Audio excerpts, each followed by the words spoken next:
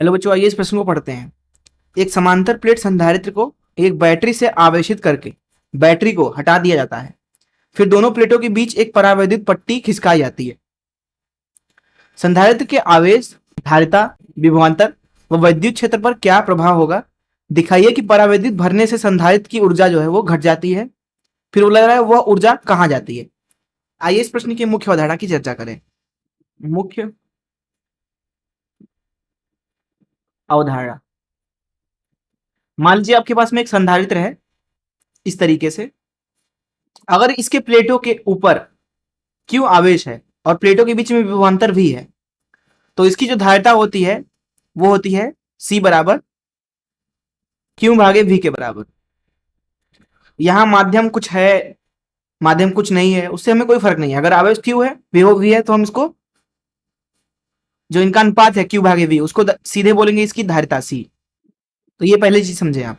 दूसरी चीज यहाँ पे ये समझिए, मान लीजिए आपके पास में कोई एक परावैद्युत माध्यम है इस तरीके से, जिसका जो परावैद्युत नियतांक है वो मान लीजिए कि K है। हम क्या करते हैं कि इसके ऊपर एक बाहरी विद्युत क्षेत्र लगाते हैं इस तरीके से। इस तरीके से हमने बाहरी विद्युत क्षेत्र लगा दिया। मान लीजिए जो वास्तविक विद्युत क्षेत्र हमने लगाया है वो E है। तो इसकी वजह से होता यह है कि यहाँ पे जो परावैद्युत माध्यम है उसके अंदर ध्रुवण के कारण इधर ऋण आवेश का एक परत बन जाएगा इस तरीके से, इस तरीके से, और इधर धन आवेश का एक परत बन जाएगा इस तरीके से, धन आवेश का परत। अब देखिए, इस प्रेरित आवेश की वजह से यहां अंदर इस तरीके से विद्युत क्षेत्र बन जाएगा, धन आवेश से ऋण आवेश की ओर। इसको EI बोल देते हैं। यह एक प्रेरित विद्युत क्षेत्र है इन आवेशित परतों की वजह से जो बना है। इसकी वजह से अब इस माध्यम के अंदर जो कुल विद्युत क्षेत्र होगा या प्रभावी विद्युत क्षेत्र होगा, प्रभावी विद्युत क्षेत्र, वो कितना हो जाएगा? वो हो जाएगा E, जो कि हमने लगाया था ऋण EI, क्योंकि दोनों ही विपरीत दिशा में है। दरअसल ये बराबर होता है E भागे K के बराबर। अर्थात अगर आप किसी परावैद्युत के ऊपर E विद्युत क्षेत्र लगाते हैं, परावैद्युत माध्यम का जो परावैद्युतांक है वो K है, तो परावैद्युत माध्यम के अंदर जो विद्युत क्षेत्र होता है वो E भागे K हो जाता है। ये दूसरी चीज समझिए। तीसरी चीज ये समझिए, मान लीजिए कहीं पे एक समान विद्युत क्षेत्र है इस तरीके से, इस तरीके से E। अगर इस एक समान विद्युत क्षेत्र में आप अगर मान लीजिए D दूरी चलते हैं, D दूरी, और ये D दूरी जो है वो विद्युत क्षेत्र की दिशा में है, तो इस अवस्था में जो यहाँ पे दो बिंदु हैं, ये वाला बिंदु और ये वाला बिंदु, इनके बीच में विभवांतर जो होगा, अर्थात D दूरी चलने के बाद जो विभवांतर उत्पन्न होगा उसको अगर V बोले तो ये होगा E गुणे D। ये विभवांतर का परिमाण हमने लिखा। एक चीज और यहाँ पे समझिए, जो ये संधारित्र है इसके अंदर जो ऊर्जा होगी संचित, उसका मान लिखा जाएगा, उसका सूत्र है 1/2 CV का वर्ग, जिसको ऐसा भी लिखा जा सकता है Q का वर्ग भागे 2C। तो इस मुख्य उदाहरण से चलिए अब प्रश्न को हम हल करते हैं। प्रश्न में देखिए लिखा गया है कि एक समांतर प्लेट संधारित्र को एक बैटरी से आवेशित करके बैटरी को हटा दिया गया। ठीक है, मान लीजिए ये कोई एक समांतर प्लेट संधारित्र है इस तरीके से, इस तरीके से। इस प्लेट पर धन आवेश है, इस प्लेट पर ऋण आवेश है। कब? जब ये बैटरी से जुड़ा हुआ है इस तरीके से। अगर पूर्णतया ये आवेशित हो चुका है तो जो विभवांतर बैटरी का है वही विभवांतर संधारित्र का भी है। मान लेते हैं V विभव, तो संधारित्र के परितः विभवांतर V है। मान लीजिए आवेश जो है वो Q ऋण Q है, इसकी धारिता जो है वो C है। प्रश्न में बोला जा रहा है कि बैटरी को हटा दिया गया। ठीक है, मान लीजिए कि अब बैटरी को हमने क्या किया, हटा दिया है। तो इस तरीके से हमें एक खुला हुआ परिपथ मिलेगा। इधर Q आवेश है, इधर ऋण Q आवेश है। एक काम करते हैं, आवेशों को नीचे लिख लेते हैं। ये Q आवेश हो गया, ये ऋण Q आवेश हो गया। यहां धन आवेश है इस तरीके से और यहां ऋण आवेश है इस तरीके से। अब देखिए, परिपथ खुला होने की वजह से पूरी प्रक्रिया के दौरान यहाँ पे धारा जो है वो शून्य है, अर्थात जो आवेश है वो नियत रहेगा, नियत। बैटरी हटाने के दौरान तभी जो पहले आवेश था वही बाद में भी मैंने आवेश ले लिया। अब जो यहाँ C है उसका मान लिखा जाएगा Q भागे V के बराबर, इसको समीकरण 1 बोल देते हैं। मान लीजिए यहाँ अभी प्लेटों के बीच में विद्युत क्षेत्र जो है वो इस तरीके से है, उसको हम E बोल देते हैं। तो विद्युत क्षेत्र का मान लिखा जाता है दरअसल सिग्मा भागे एप्सिलॉन नॉट के बराबर, जो कि है Q भागे A एप्सिलॉन नॉट। अब क्योंकि यहां पे भी आवेश वही है जो यहां पे था, प्लेटों के बीच की दूरी तो प्रश्न में बदलना नहीं जा रहा, इसलिए यहां पर भी प्लेटों के बीच की दूरी जो है वो हम मान लेते हैं डी ही है, जो यहां था डी। थोड़ा सही से लिख लेते हैं, ये हमारा डी है दूरी प्लेटों के बीच, और यहाँ पे भी वही दूरी है। तो यहाँ पे जो विद्युत क्षेत्र होगा इस तरीके से, उसको हम अगर ई डैश बोल दें तो ई डैश लिखा जाएगा अभी के लिए क्यू भागे ए एप्सिलॉन नॉट। ये है प्लेटों द्वारा विद्युत क्षेत्र, प्लेटों द्वारा विद्युत क्षेत्र। प्रश्न में आगे बढ़ते हैं।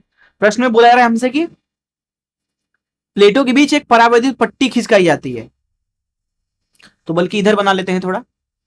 ये हमारा संधारित्र का प्लेट है इस तरीके से, और प्लेटों के ऊपर आवेश अभी भी है, इधर धन आवेश है इस तरीके से, और इधर ऋण आवेश है। अब हम क्या करते हैं कि एक पट्टी ले लेते हैं एक परावैद्युत माध्यम का इस तरीके से, और इसको यहां अंदर खसकाना शुरू करते हैं। देखिए ये एक परावैद्युत माध्यम है, तो क्या होगा, मान लीजिए अभी थोड़ा सा ये अंदर है, तो इसके ऊपर जो है आवेश प्रेरित हो जाएगा। इधर क्या हो जाएगा, ऋण आवेश प्रेरित होगा इस तरीके से, और इधर धन आवेश प्रेरित होगा। अब देखिए क्या होगा, जो ये ऋण आवेश है ये जो है इस धन आवेश की वजह से इधर खींचेगा, और ये जो धन आवेश है ये ऋण आवेश की वजह से इधर खींचेगा। तो इसलिए जो संधारित्र के प्लेट हैं वो दरअसल इस परावैद्युत के ऊपर इधर नीचे की तरफ बल लगाएंगे, एफ बोल देते हैं। ये एफ बल है प्लेटों द्वारा परावैद्युत पर बल। अब देखिए जब इस परावैद्युत माध्यम को अथवा प्लेट को आप अंदर यहां डालेंगे संधारित्र के, तो प्लेट उसको अपने अंदर खींचेंगे तेजी से। हम नहीं चाहते कि उसका कोई त्वरण हो, इसलिए हम बाहर से इसके ऊपर बल लगाएंगे इस तरीके से, उसको एफ ई एक्स टी बोल देते हैं। त्वरण शून्य होने के लिए जरूरी है कि हर एक बिंदु पर एफ ई एक्स टी बराबर हो एफ के, और एफ ई एक्स टी क्या है, बाहरी बल। इस अवस्था में जो त्वरण होगा वो शून्य होगा। ऐसा हमने इसलिए किया ताकि जो बाहरी बल द्वारा किया गया कार्य है डब्ल्यू ई एक्स टी, उसको हम लिख सके निकाय के स्थितिज ऊर्जा में परिवर्तन के बराबर। अब देखिए जब इसको अंदर डाला जाएगा तो इसका विस्थापन नीचे है, ये जो एफ बल है जिधर वो है उधर ही विस्थापन हुआ है, इसलिए हम लिखेंगे जो एफ बल है उसके द्वारा जो कार्य होगा वो क्या होगा, धनात्मक। अर्थात इस कार्य के द्वारा यहां पर परावैद्युत को ऊर्जा प्राप्त होगी। वही जो डब्ल्यू ई एक्स टी है अर्थात बाहरी बल के द्वारा किया गया कार्य, वो क्या होगा, क्योंकि वो ऊपर की तरफ लग रहा है, विस्थापन नीचे हुआ है, तो ये क्या होगा, ऋणात्मक। इसका मतलब है कि जो यहाँ पे स्थितिज ऊर्जा में परिवर्तन है जो कि है डब्ल्यू ई एक्स टी, वो भी क्या हो जाएगा, ऋणात्मक हो जाएगा। अर्थात स्थितिज ऊर्जा यहां पे घटेगी। तो यहां लिख देते हैं कि U अर्थात स्थितिज ऊर्जा जो है, स्थितिज ऊर्जा वो क्या करेगी, घटेगी। स्थितिज ऊर्जा मतलब प्लेटों के अंदर संचित ऊर्जा। परिपथ बंद न होने के कारण यहां जो आवेश है वो क्या है, नियत है, उसको हमने यहां पे लिख दिया। अब जब आप परावैद्युत माध्यम भी डालोगे तब भी परिपथ तो बंद है नहीं, और जो परावैद्युत होता है वो क्या होता है, अचालक होता है लगभग। इसलिए यहां पे भी जो आवेश है वो क्या होगा, नियत होगा। तो पूरी प्रक्रिया के दौरान हम एक चीज बोल सकते हैं यहाँ पे, पहली चीज, जब हम परावैद्युत माध्यम डाल रहे हैं तो डालने के पहले और डालने के बाद आवेश जो है वही रहेगा, अर्थात आवेश बराबर होगा पहले और बाद में दोनों। तो बाद का आवेश मान लीजिए क्यू डैश है, तो क्यू डैश क्यू के बराबर होगा, जो कि क्या है, नियत है। दूसरी चीज यहां पे हम देख सकते हैं कि जिस तरीके से हम परावैद्युत माध्यम डाल रहे हैं यहां पर, उस तरीके से जो स्थितिज ऊर्जा है जिसको यू लिख देते हैं, ये क्या होगी, घटेगी। और ये ऊर्जा घट क्यों रही है, क्योंकि देखिए बाहरी बल के द्वारा किया गया कार्य ऋणात्मक है। अर्थात जब कोई एक बल किसी निकाय के ऊपर ऋणात्मक कार्य करता है तो इसका क्या मतलब है, वो निकाय से ऊर्जा ले रहा है। तो जो यहां पे स्थितिज ऊर्जा संचित थी संधारित्र के अंदर, वो क्या कर रहा है, बाहरी बल उसको ले रहा है। जो भी बाहर से कोई बल लगा रहा है यहां पे, उसको ऊर्जा प्राप्त हो रहा है। तो हम बोल सकते हैं कि जो यहां पे संधारित्र की ऊर्जा घट रही है वो दरअसल बाहरी बल को लगाने वाले व्यक्ति को प्राप्त हो रहा है। और यहां पे जो संधारित्र की ऊर्जा में परिवर्तन है डेल्टा यू, वो सीधे सीधे बराबर है बाहरी बल के द्वारा किए गए कार्य के, और ये दोनों ही ऋणात्मक है, डब्ल्यू ई एक्स टी भी और डेल्टा यू भी। डेल्टा यू ऋणात्मक इसलिए क्योंकि अंतिम ऊर्जा कम है पहले और पुरानी ऊर्जा ज्यादा थी, और डब्ल्यू ई एक्स टी ऋणात्मक इसलिए है क्योंकि बल ऊपर है, विस्थापन नीचे है। अब देखिए, मान लीजिए कि पहले जब ये परावैद्युत माध्यम घुसा नहीं था, तब क्योंकि प्लेटों के ऊपर आवेश क्यू था, तो यहां विद्युत क्षेत्र जो है वो मान लेते हैं ई है, तो ई का मान लिखा जाएगा क्यू भागे एप्सिलॉन नॉट ए। वही जब ये परावैद्युत माध्यम घुस गया यहां पे, अभी भी आवेश उतना ही है, क्यू ऋण क्यू, पर अब प्लेटों के बीच में परावैद्युत माध्यम है इस तरीके से, जिसका परावैद्युतांक मान लीजिए के है। तो अब इसके कारण यहाँ पे प्लेटों के बीच में जो विद्युत क्षेत्र है वो बदल जाएगी, वो दरअसल घट जाएगी। उसको ई डैश बोले तो क्या हो जाएगा, ये पुराना विद्युत क्षेत्र जो है वो भागे के, अर्थात आपने कितना विद्युत क्षेत्र लगाया है भागे के, जैसा कि हमने अभी यहां मुख्य उदाहरण में बात किया। इसलिए ई डैश का मान लिखा जाएगा क्यू भागे एप्सिलॉन नॉट के ए। तो विद्युत क्षेत्र जो है वो घट गया, वो 1/k गुना हो गया। अब देखिए, पहले जो विभवांतर था यहां पे, उसको लिखा जाएगा ई गुणे प्लेटों के बीच की दूरी। यहां पे जो विभवांतर होगा उसको वी डैश बोल देते हैं, तो वो हो जाएगा कितना विद्युत क्षेत्र है अब गुणे डी। ई डैश क्या है, ई भागे के, तो ये हो जाएगा ई डी भागे के के बराबर। ईडी क्या है, वी, तो वी भागे के, अर्थात विभवांतर भी क्या हो गया, 1/k गुना हो गया, विभवांतर भी घट गया। विभवांतर कितना हो गया यहाँ पे, वी भागे के।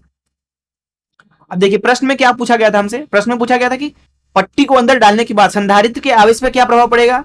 आवेश वही रहेगा, क्योंकि परिपथ जो है बंद है ही नहीं, परिपथ खुला हुआ है, धारा शून्य है पूरे प्रक्रिया के दौरान, तो क्यू जो है नियत है, आवेश नियत है। दूसरा पूछा गया था कि धारिता पर क्या प्रभाव पड़ेगा। तो देखिए, जो धारिता है पहली स्थिति में वो हो जाएगा सी बराबर क्यू भागे वी। वहीं दूसरी स्थिति में जो धारिता होगा यहां पे लिख देते हैं, उसको सी डैश बोल देते हैं। तो यहां पे क्या हो जाएगा, नया आवेश वही है जो पुराना था, भागे नया विभव वी डैश। तो सी डैश का मान लिखा जाएगा क्यू भागे वी डैश। वी डैश कितना है, वी भागे के, वी भागे के। क्यू भागे वी जो है वो है सी, तो सी के। तो हम बोल सकते हैं कि परावैद्युत माध्यम को डालने के बाद उसका जो धारिता था वो के गुना हो गया। फिर पूछा गया था विभवांतर, तो हमने देखा कि जो पुराना विभवांतर था अगर वो वी है, तो अंतिम विभवांतर हो गया वी भागे के, अर्थात विभवांतर घट गया। फिर बोला गया था विद्युत क्षेत्र पर क्या प्रभाव पड़ेगा, तो हमने देखा कि विद्युत क्षेत्र जो है पुराना वो ई था, तो ये नया विद्युत क्षेत्र कितना हो गया, ई भागे के, अर्थात विद्युत क्षेत्र भी घट गया।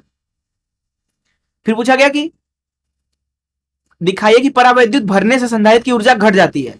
तो हमने देखा यहां पे कि त्वरण को शून्य लेते हुए WEXT अर्थात बाहरी बल के द्वारा किया गया कार्य डेल्टा यू के बराबर होगा, और क्योंकि WEXT ऋणात्मक है इसलिए डेल्टा यू भी ऋणात्मक है।